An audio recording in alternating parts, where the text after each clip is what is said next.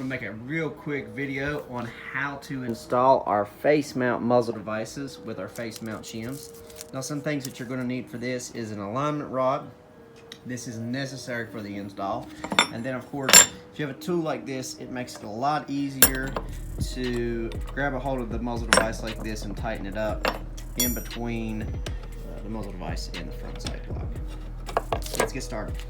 Of course, the very first thing you want to do is make sure your gun is safe and clear, which we have already done. We're going to mount our face mount muzzle device. As you guys can see in here, there's a distinct face that the muzzle goes against, and the shims go actually in between that inside this muzzle device. So what you want to do first is thread it all the way on.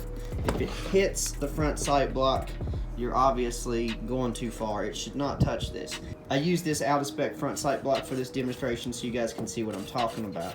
All right, since we know we've got to push it out a good ways, what we're going to do is go ahead and put our alignment rod in. I'm going to put this in to where it's just a little bit longer than your muzzle device. And then you want to take from the shim pack, the largest shim, since we're touching. We're going to put it in place here. Then we're going to thread this back on to see where we are.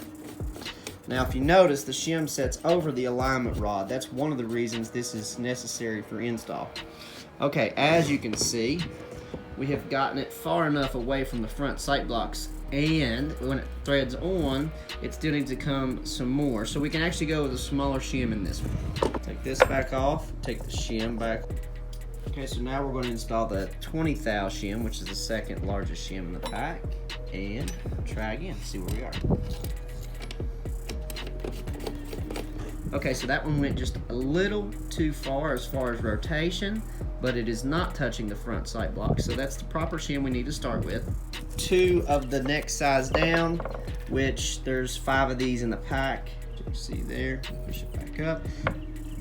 Okay, it still needs just a little bit more. You can see that it's going past where it needs to go.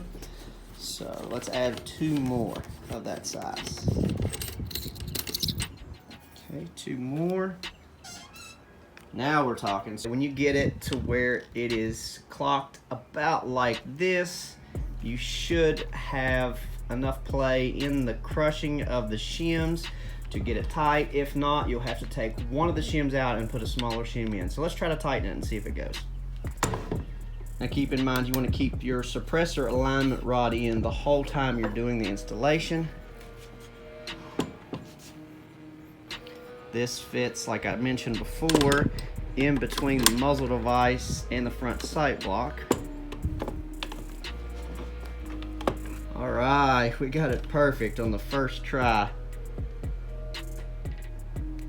Awesome. So now what you want to do is pull your alignment rod out.